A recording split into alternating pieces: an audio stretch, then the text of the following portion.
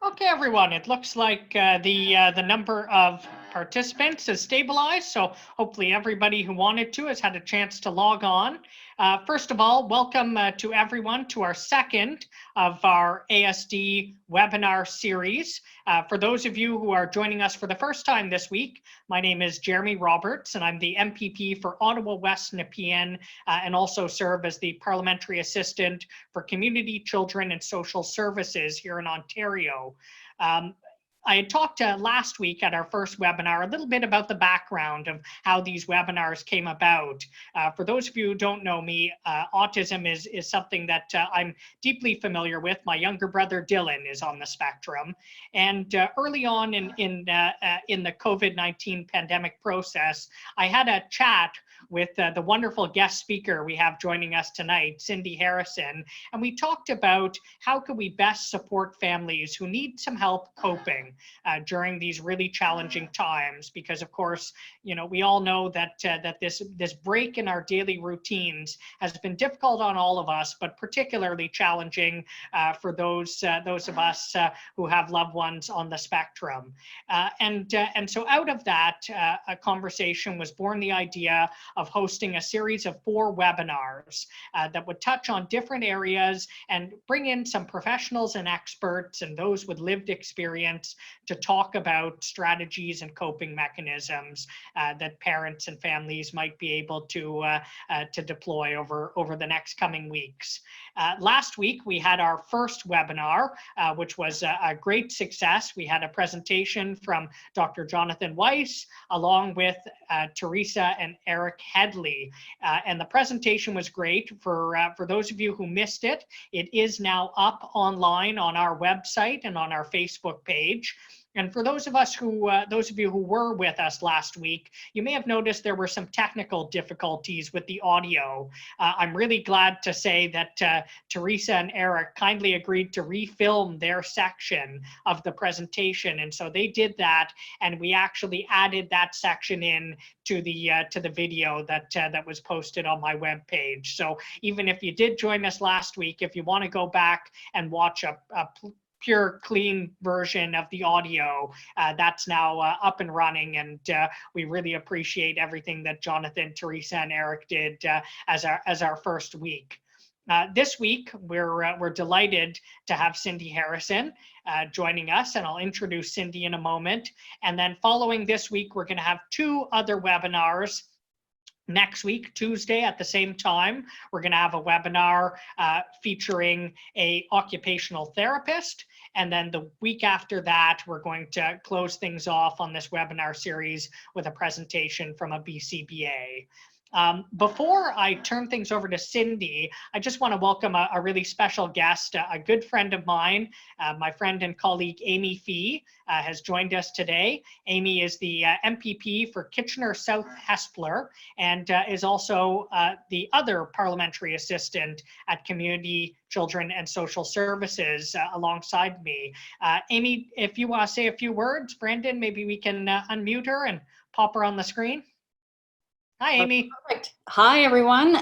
Thank you, Jeremy, obviously, for putting these together. I think it's very important. For those who don't know, I'm mom of 4 children, including 2 with autism. So certainly know what it's like to struggle on a good day, let alone when we're all dealing with COVID. So I think definitely these series are going to help a lot of families. And if you know anyone else who isn't on tonight, but could maybe watch online at a later time, make sure that you let them know about these series. And obviously reach out to Jeremy and I if you do have questions, need support. We're happy to help in any way that we can.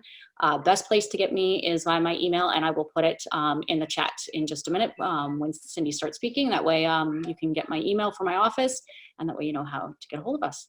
So thank you. Perfect. Thanks so much, Amy. And as Amy mentioned, you know, today, following Cindy's presentation, just like we did last week, we're going to open it up to questions. So if you have any questions during the course of the presentation, just hop into the chat box and type the type your question in the chat box to the host, and we'll field all those questions and have a chance to get Cindy to respond to some of them at the end. We would ask if any of you have any particular sort of more policy or political questions, please get in touch with either Amy or I's office, and we'd be happy to help. We'll keep tonight's questions focused on the presentation, just to best respect Cindy's time. So tonight in our second webinar, Cindy will be talking about speech language and communication, and we'll be providing some tips and tools on talking to your child with ASD about COVID-19. For those of you who don't know Cindy, Cindy is a speech language pathologist and co-founder of CommuniCare. She has been a wonderful advocate for individuals with developmental disabilities and specifically with autism. She sat on the Ontario government's Ontario Autism Committee, which was very, very much appreciated. And the wonderful thing about Cindy is not only does she bring the professional background as a clinician, as a speech language pathologist, but she also brings a lived experience too. Cindy is the mother of two, and her youngest son is on the spectrum, although I suppose she does consider herself a mother of four, because she also has two self-described disobedient Bernedoodles. But anyways, Cindy, wonderful to have you join us. Thank you so much for your work in helping to put this together, and I'll turn the floor over to you now. Thanks so much, Jeremy. I'm just going to share my screen so I can get my presentation up here. Are we good, Jeremy? Can everyone see the PowerPoint? Okay, great, thank you. Well, thanks everybody, and thank you for the welcome and the kind words. As Jeremy said, my name is Cindy Harrison, and I am a speech and language pathologist in Ottawa. I am a co-founder actually of two practices, CommuniCare Therapy and also ACT Learning Center.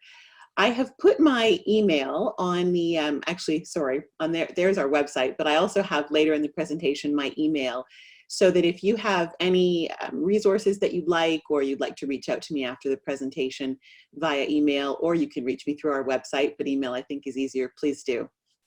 And as Jeremy said, we'll have some time at the end of the presentation for you to ask questions about communication and COVID-19, or also general communication about, or general questions about communication, speech and language. So I thought I would start off, and I borrowed a slide, I hope it's okay, with Jonathan, Eric, and Teresa from Dr. Jonathan Weiss and Teresa and Eric's presentation last week that really resonated with me. And the slide said, this is an unexpected time in our lives. Our schedules have been disrupted, and we're experiencing change in a way that we never have before. And I think that feelings of anxiety, fear, sadness, anger are normal reactions and very common, special needs or not. This is definitely not business as usual. And before I do these presentations, I always reach out to my son. He was diagnosed with autism spectrum disorder at 21 months, and he's now 23. And I always ask his permission to tell a few stories or some anecdotes. If he says, no, I don't share. If he says, yes, I do. And his comment today, he's now 23, to me was, Mom, you can talk about my autism and the hard time that I'm having with COVID, because if it will help somebody else, then I'm good with that. And so I'll be sharing a few of the anecdotes and his observations as a young adult with autism specific to COVID-19 as we go along. These are unprecedented times. I don't think anyone would disagree with that sentiment. So how do we communicate about it? So my goals for today are to give you a brief basic overview of speech language and communication, but more importantly, to support you in developing some basic strategies that will help you communicate with your child about COVID-19 and this situation that we find ourselves in. So just quickly, I'm going to go over this very quickly. If any of you have more questions or things that you want to ask me, please feel free either to ask questions in the question and answer period or reach out to me by email for more information. So when we talk about communication, there are a number of components. One of the components is comprehension, and the foundation for comprehension really starts at birth for infants. And that is your understanding of both the verbal and the nonverbal aspects of communication. We also talk about production. How do you produce language? Do you use words, phrases, sentences, gestures, vocalizations? Do you use an augmentative device to be your verbal output? We also talk about social use of language. How do you understand and how do you use language socially? Many individuals with autism spectrum disorder have uneven language processing. I see a number of individuals who comprehend far more than what they can actually produce. I see a number of individuals who have comprehension as a relative strength, comprehension as a relative weakness, but verbal output or speech as a relative strength. So you oftentimes get this unevenness, and this can sometimes result in very literal interpretations of information that individuals hear. So when we talk about communication and anxiety, in order to communicate anxiety or fear or worry or concern, you have to have an understanding of what that feeling feels like. So if you can think of, let's say, a 10-month-old infant who is approached by somebody they don't know, and they pick them up and say, "Oh my goodness, you're so cute." And the baby obviously is frightened and concerned, and "I don't know you, and you just picked me up, and where's my mom, where's my dad?" Later, that feeling, that internal affect that they're experiencing in that time becomes paired with a symbol or a label, fear or afraid or concern.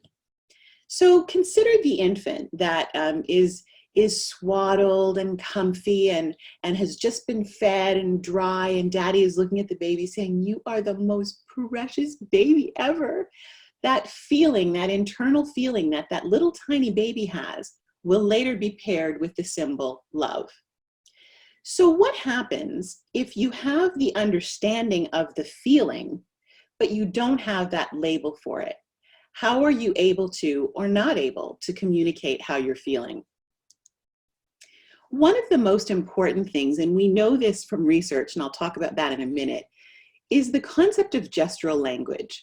And I know that when I was a graduate student, way back when, I won't tell you when because that would date myself way too much, we didn't spend a lot of time in my graduate program talking about gestural communication. We know now that gestural communication is one of the biggest predictors of communicative competence down the road. And I'll talk about that in a minute. But it's this ability to have a conversation without words that actually allows us to better modulate our behavior in very stressful situations. So I'm going to give you two examples. Let's think about an 11-month-old little girl, and mommy comes home from work and says, "There's my little princess just waking up from a nap." Baby sits up in the crib and goes, "Ah!"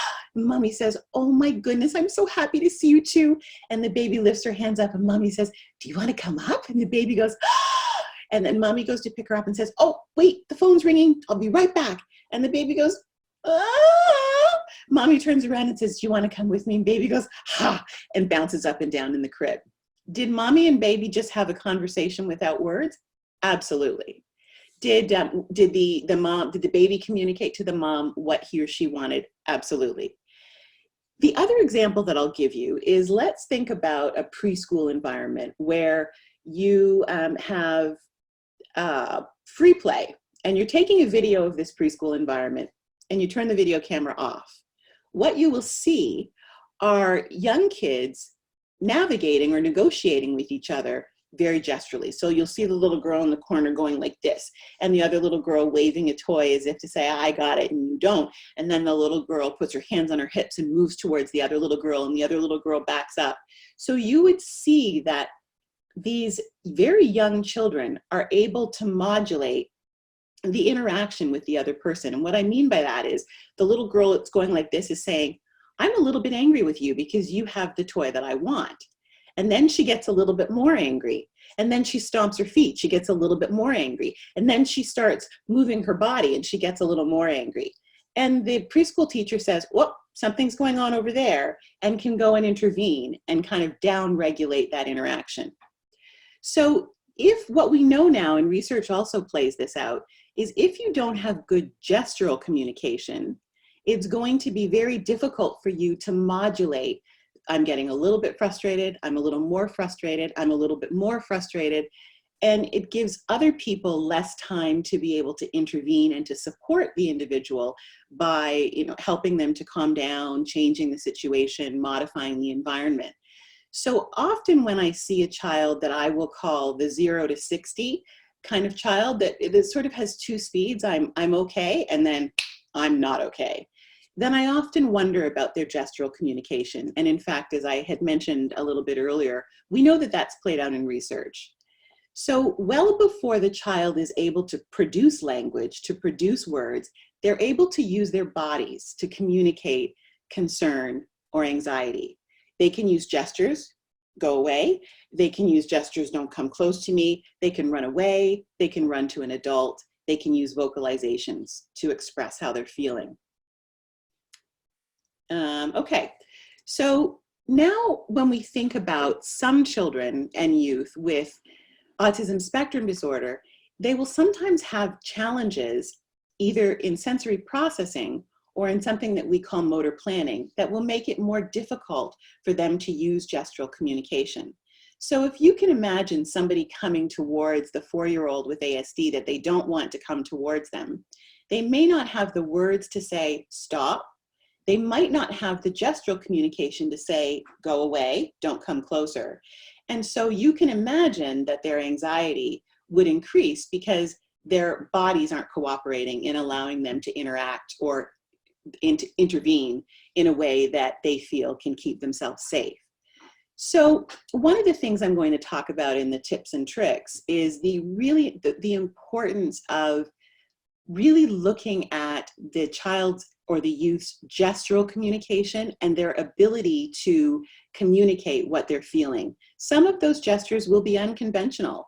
But just before COVID, I was assessing a family, and this little girl had very subtle gestures. So she would actually rub her feet together. She was quite young, she was just over 2, and she would rub her feet together when she wanted more. Unconventional gesture, and her very loving, tenacious parents would often miss that. So they would miss that bid for communication when she would rub her feet together to say more.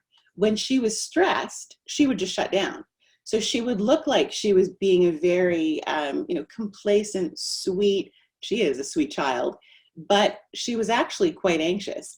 And so as we were going through the assessment together, these were the kinds of things that I was working with together with the parents so that they could read her gestures and give her a little bit more ability to communicate, even though her gestures were not conventional. So when I talk to families, I talk a lot about what I call the power and control words and phrases and gestures. I should have added that as well.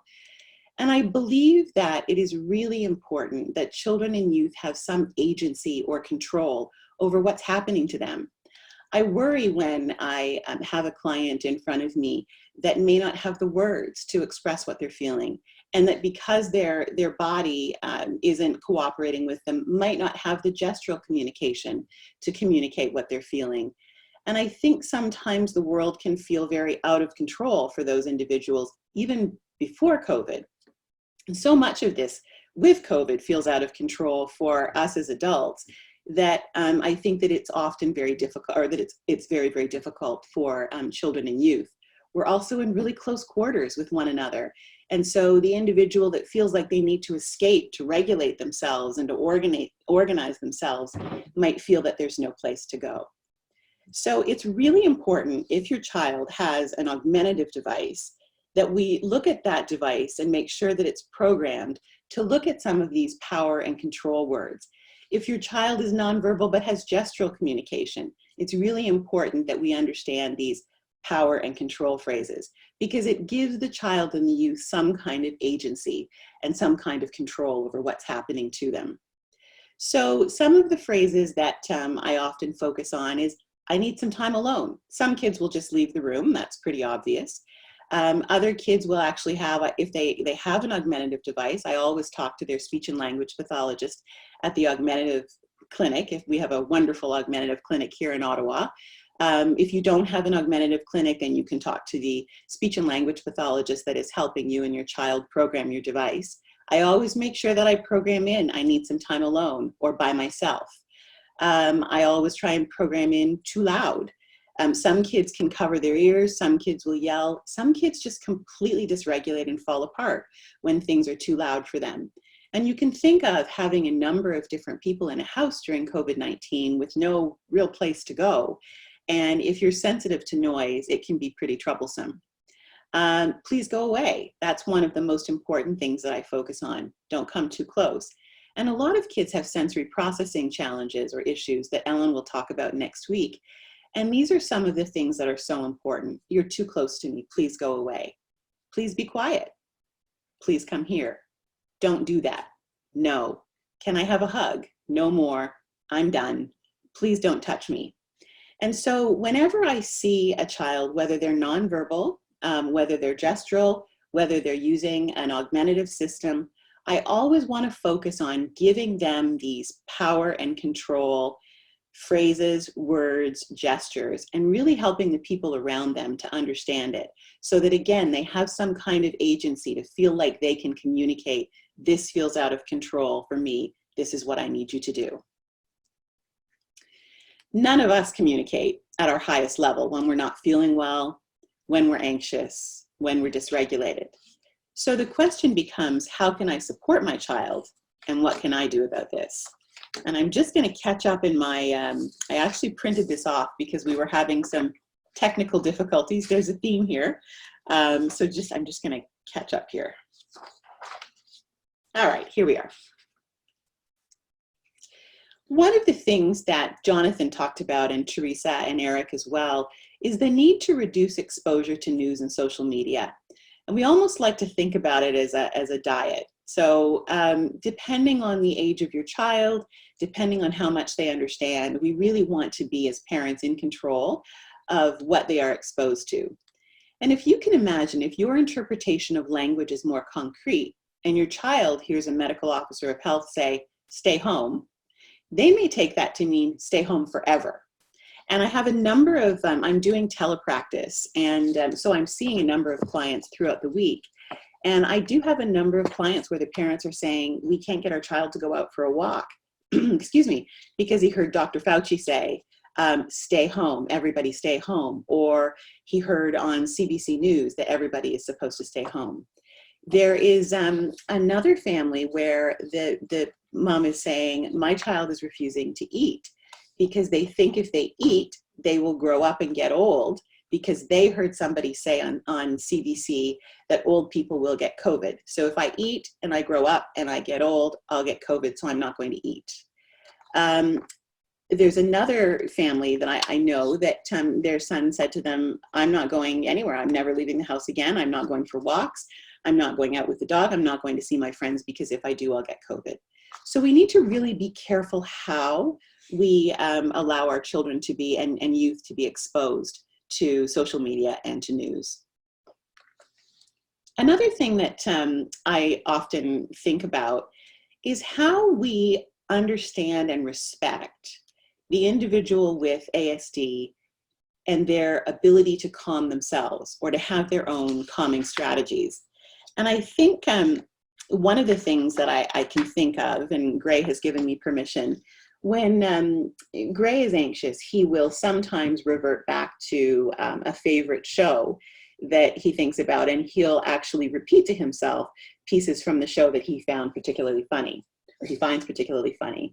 And I was actually taking, my husband, who's also working at home, was in one part of the house on a call. I needed to be in another part of the house on a call, and my home office is right beside Gray's bedroom. And he was having a great time, but I said to him, buddy, I know that you're trying to calm yourself down. Can you go downstairs, please, and do that downstairs? He said, what? You don't want to listen to season 2, episode 14 of SpongeBob, Mom? So he was good-natured about it, but that was a clue to me. I know that SpongeBob, and especially some of the episodes he finds completely hilarious, are some things that he will repeat as a calming strategy. I could have said to him, you need to be quiet, please. I'm on a call, but that wouldn't have honored his ability to use that strategy to help him calm down. Some kids will hum. Some kids will use vocal noises. Some kids will pace and move. Some kids will use scripting or echolalia, and I'll talk about that in a few minutes. Some kids will ask the same questions over and over again. And I think it's really important that we think about two things. So some people call this verbal stimming. It's not a phrase that I like.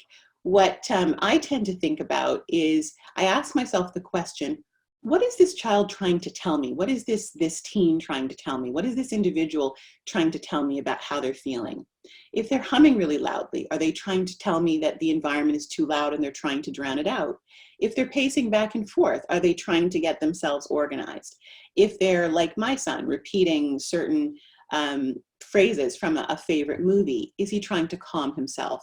So I don't ever really think about them as self-stimulatory. I use them, behaviors, I use them to think about what's in underneath this and what does it mean? And I have two, actually, will I talk about that? I'll talk about that now. So I'll go back. So I talked about scripting or echolalia or borrowed language. And sometimes I have heard people say, no movie talk. You know, you're talking to me right now, no movie talk, or no borrowed language, or use your own words. But there have been a couple of situations that happened fairly early in my career, and one of them, I'll call him Billy. Billy was with his mom and with his grandma, and Billy's mom said to his grandma, do you remember when Uncle Jimmy when Billy put sand in Uncle Jimmy's motorcycle? Tell Cindy that story, Grandma said. And Billy said, I can't, I've got a sore finger. And I thought for a second, where did I hear that? And it just so happened that both of my kids were very into The Sound of Music. And in The Sound of Music, the Baroness asks the smallest Von Trapp to sing in front of a crowd. And her comment is, but I can't, I've got a sore finger. And what that meant was, don't put me on the spot. I do not want to do this. Please don't ask me. Another young child, I had said something or asked a question that he was not happy with because he was trying to tell me a story. And he said to me, you threw off my groove. And it was from Emperor's New Groove. So if I had been focusing on no borrowed language, use your own words, I would have missed that don't put me on the spot. I don't want to tell the story to Cindy. Or, Cindy, you interrupted me trying to tell you something and you threw off my groove. So it's really important that we honor the verbal and nonverbal strategies that children and youth use. The other thing I wanted to talk about is giving yourself permission as a parent to abandon the agenda. I don't know how some parents are coping with not being able to go to parks, with not being able to go and visit family, with not being able to have respite workers coming in. And I think that really we need to give ourselves permission to prioritize the relationship and just being together. That's not always easy to do if both parents are trying to work from home, so I understand that. But I think more importantly, be gentle to yourself with expectations of yourself and of your child or your teen. One of the things that I'm talking a lot to the families that I see is revisit comforting routines, whether they be movies or books, and talk about them. Do you remember in grade 4, your favorite movie was Home Alone? Should we watch that now? And I remember, again, with Gray, whenever we would be coming up to the beginning of the school year, right up until he was probably grade 4, grade 5, Thomas the Tank Engine, those movies would come out. And I could go into a long description about why I think that is. But that was always the clue for us. I'm feeling anxious, Mom. I want to go back to revisit the movies and the comforting rituals that we had. And so we would often drop what we were doing and go back and revisit those comforting rituals. I think that during COVID-19, screen time might not be such a bad thing. So I wanted to talk for a few minutes about augmentative and alternative communication, or what we call AAC. Try to ensure if your child is using, whether it's PECS, or which is more low-tech technology, or whether it's more high-tech, like Prolo Quo2Go, try to make sure that your child's device is programmed for COVID-related language, especially feelings, scared, frustrated, angry, worried, and again, what I call the power words that we talked about before. So reach out to the speech and language pathologist who is helping you with the device and talk about what is appropriate based on your child's level of comprehension and level of language use, the technology that they're using, to try and make sure that those sort of COVID-related feelings and phrases are available to them. There are also social stories available on the internet. Autism Ontario has a nice one on their website, and Autism Speaks. You can make your own social stories on a smartphone. So for example, one of the clients that I'm seeing virtually is really struggling. He's a very visually bound young man. And so if his parents take a wrong turn or go a different way when they're driving from their home to our therapy center, it will cause a full-on meltdown. And he is really struggling because the visual anchors that he relies on to understand his world aren't there for him. So what I recommended to his family is that they go for a drive, and the person who's in the passenger seat have a cell phone and take pictures along the route, and take pictures of the school, and take pictures of the door that he goes in. I recommended that they reach out to his teachers, and there's so many amazing educators out there who were willing to hop on a Zoom call with him just to say hi, just to check in, just to see how we're doing. So I think that's something that could be useful, especially if you have a child who is very visually bound. And again, Ellen will talk about that next week. There is a really good social story, and I have the link. If you want to email me, I will copy the link and email it back to you, from Cal State U, that I really like, that might be worth taking a look at as well. There's a lovely storybook, and it's written by Elizabeth Jenner, Kate Wilson, and Nia Roberts. And it's about COVID-19. And again, it's on the internet, but it's a little bit hard to navigate to. So if you send me an email, and my email will be on the PowerPoint, the presentation at the end, then I'll send you the link to that. It's in a Google Doc that is just a little challenging to find, but it's very worthwhile. Visual supports and stories. I think it's important to convey information to your child using their preferred method of communication. So if you have a child who's more visual, you may be wanting to beef up the visual supports. If you have a child who's less visual and more verbal, then you probably want to attack this or address this from a verbal perspective. Visual supports and stories are two helpful ways to explain the current situation and to provide kind of a script or the steps that your child can take to adapt to the recent changes.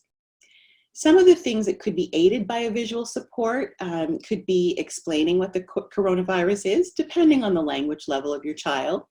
I found it very, very helpful to recommend just simple symbols that the parents can put up on the mirror in the bathroom about the steps to washing your hands. Why school is closed. We can use there's some social stories out there about that. Rules for social distancing and why you can't come so close. And also a new homeschooling schedule.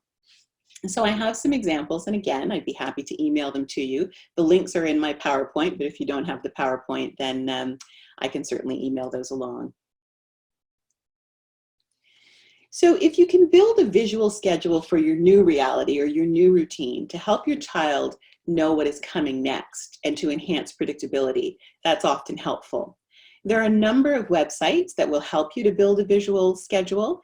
And when the federal government announced the wage subsidy, we at ACT Learning Center brought back our full staff with full wages and benefits, full salaries and benefits rather. And we're using our staff to provide free virtual services. You don't have to be clients of ACT. You don't have to live in Ottawa. And one of those free virtual services is a workshop on how to build a visual schedule for your child. I believe that one, I think, was just last week. This week was a free virtual seminar on toileting, but we will be doing them again. So you go to our website, take a look on our COVID page, select the workshop that you want. And we've had really good feedback on the workshop on how to build a visual schedule. So you want to talk about, use the visual schedule so that your child knows what's coming next. First, we're doing schoolwork and then lunch, or first we're having breakfast and then a walk. And one of the things that I often recommend to families is that when they're doing a visual schedule, use double-sided Velcro on the back of the portion of the schedule that shows what the child is doing.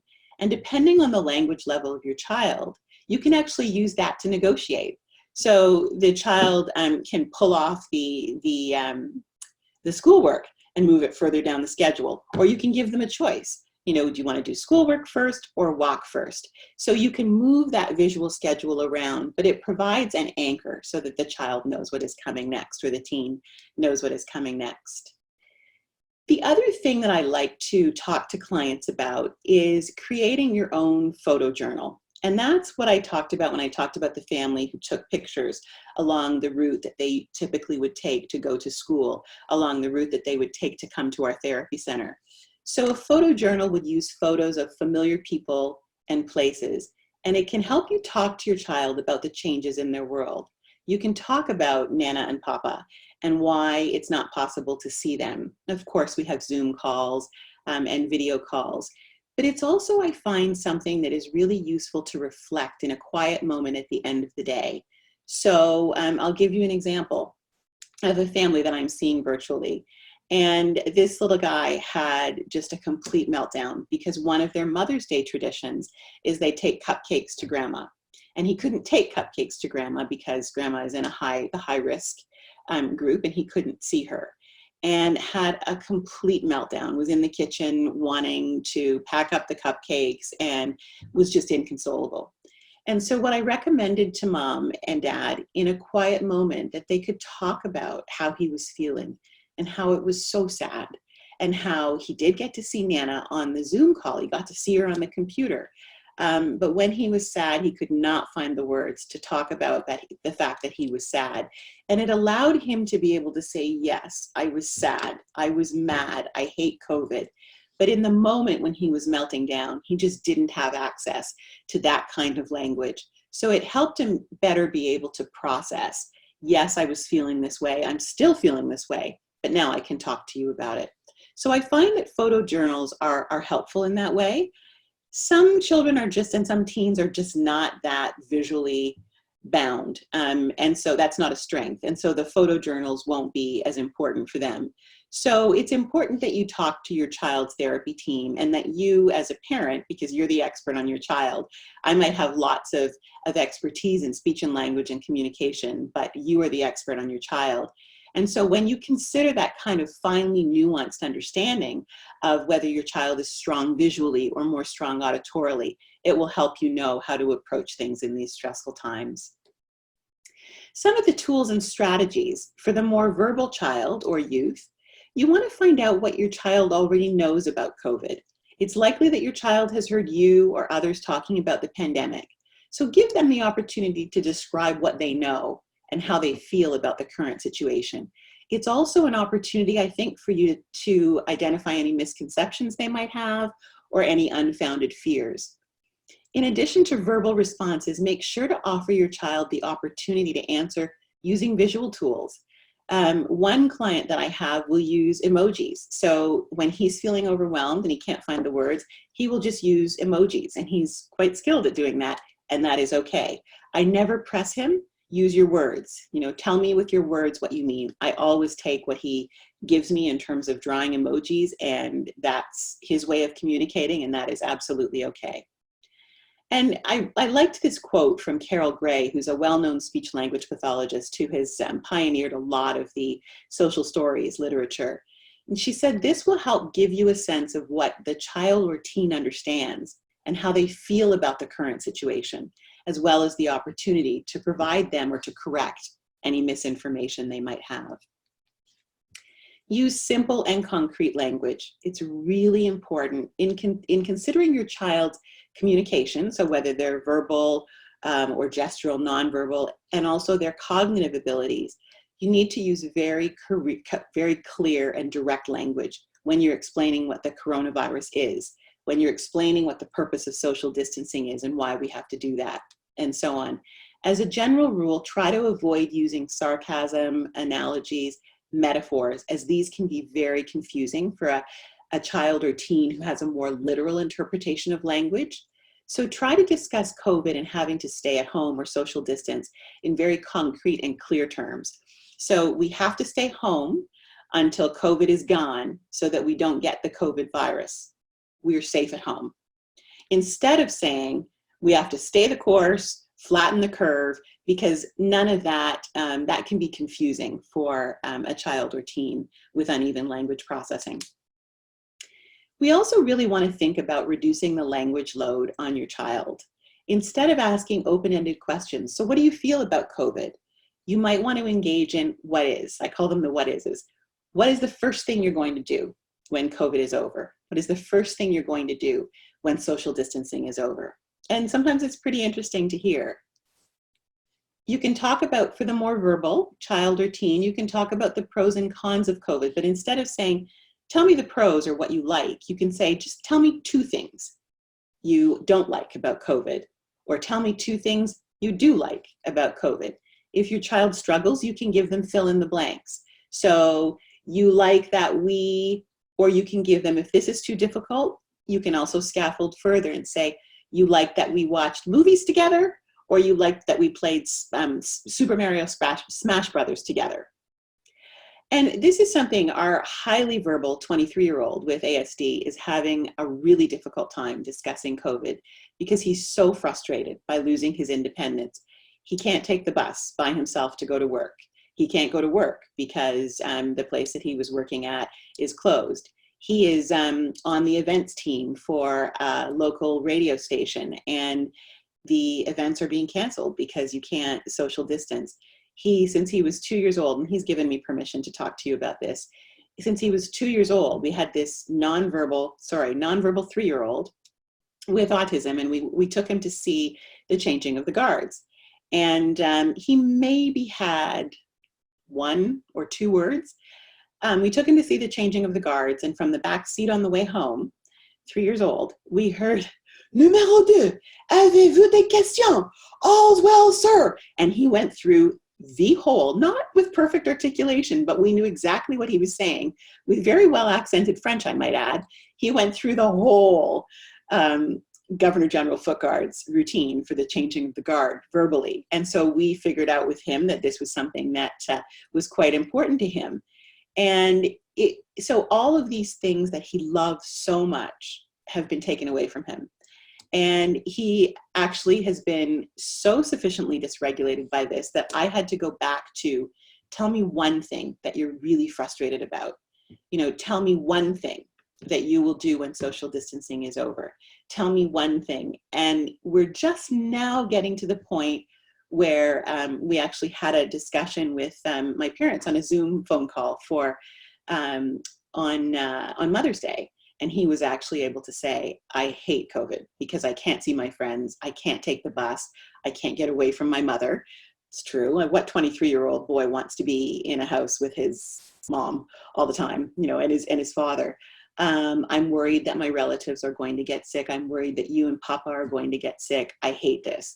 So it took us from like 9 weeks until he could actually be very verbal about it. And that was okay. We just scaffolded, we respected and honored that he couldn't quite tell us what he was feeling, but that he might need time alone, that he might need time to engage in familiar routines to try and help him calm down.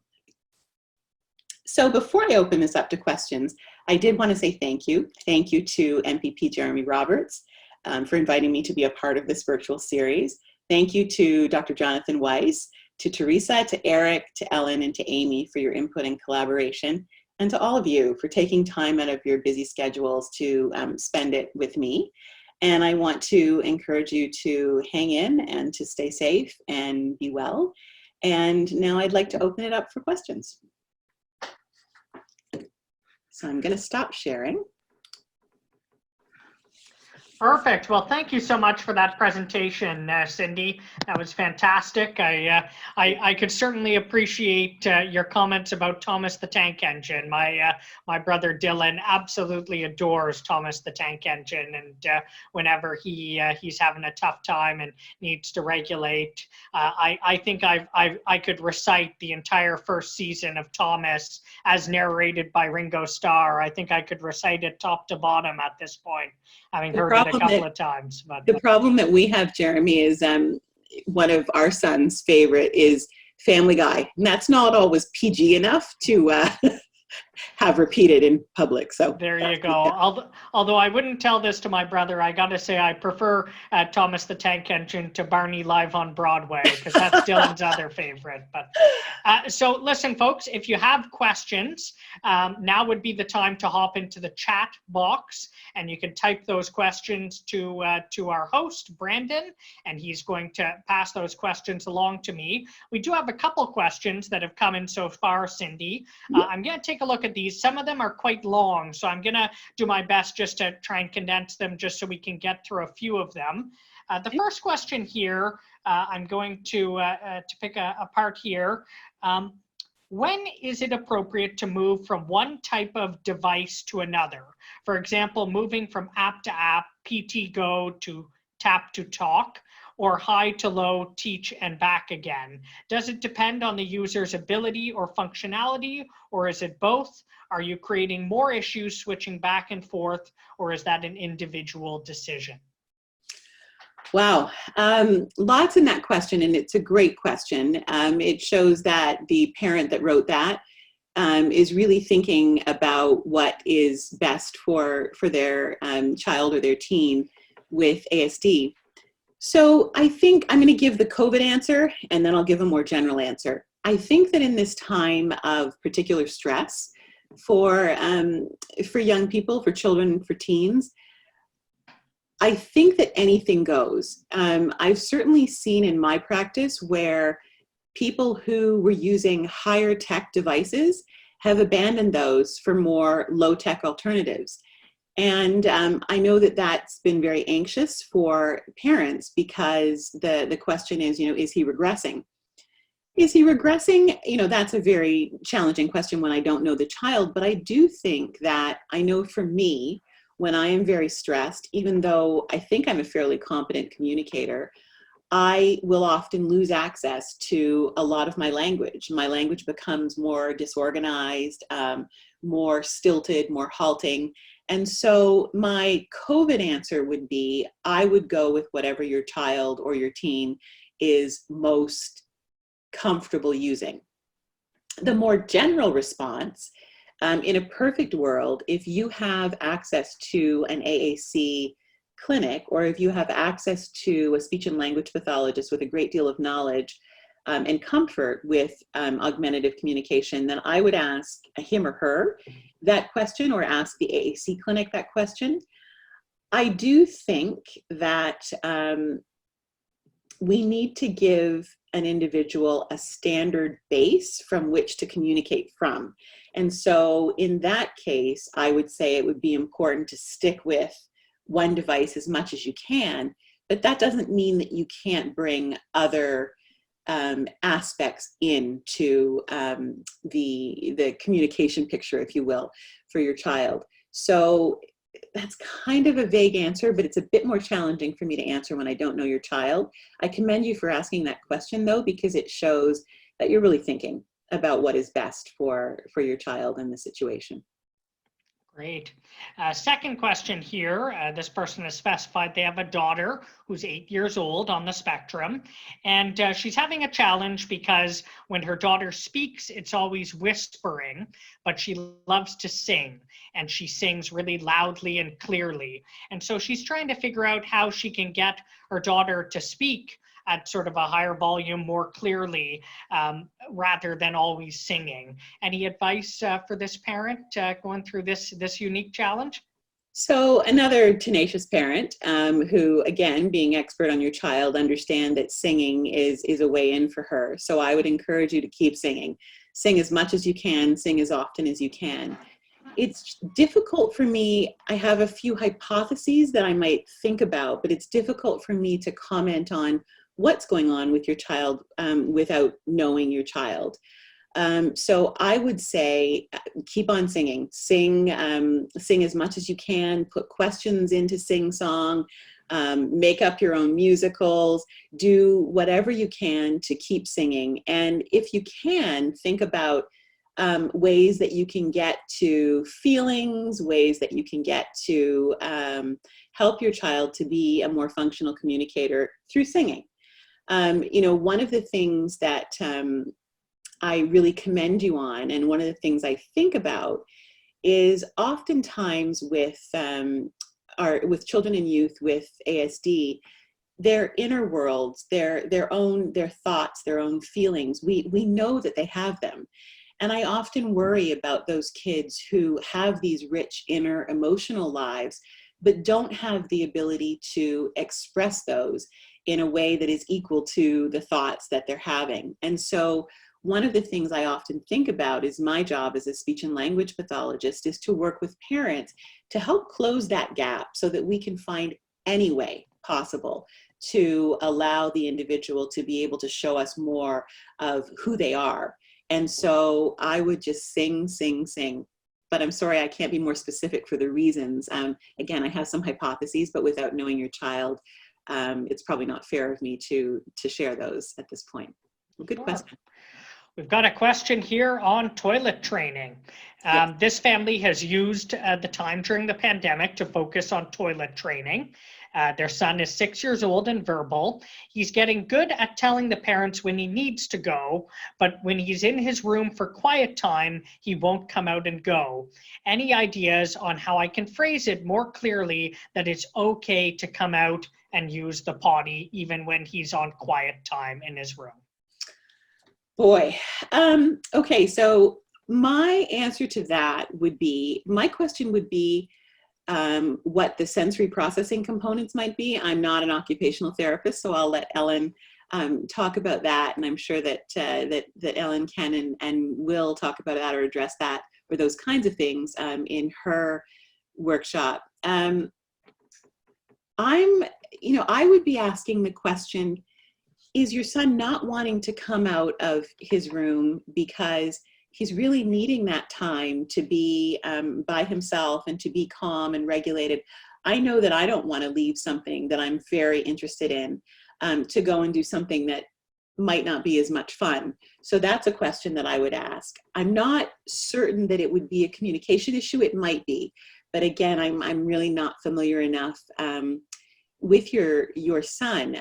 The one thing that maybe you could try, depending on how visual he is when he goes to his room for quiet time, maybe you can have a visual schedule, and you can say to him, I don't know his level of comprehension, so take this with a grain of salt, but you can say to him, you've got 5 minutes, and then it will be a potty break. Then you can go back to your room for 5 minutes or 10 minutes or 15 minutes. So you could try a visual schedule to see if that might be helpful for him. Sorry that I can't be more specific on that one without knowing your child, but maybe try that. No worries. It's obviously tough to sort of provide advice on the specific cases sometimes because you don't know these young ones. I've got a two-part question that's about learning at home and also the transition back to education. So some parents are writing in saying that they're having trouble figuring out how best to engage their kids during learn at home. And then also as a follow-up to that, some parents who have noticed regression in some communication skills and are wondering how they can best sort of talk to the teachers about that when they're finally back to quote unquote regular school time. So there are lots of points to that question. I think all of them are really important. I'll take the transition first.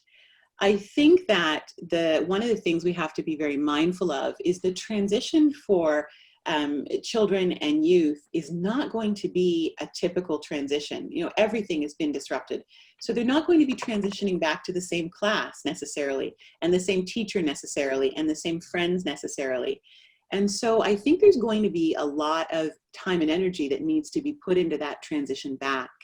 What I would be recommending, again, are a lot of photo journals, a lot of pictures. I would be wanting to be on some Zoom calls with the new teacher for at least 2 or 3 times before school begins. There's something that I have done.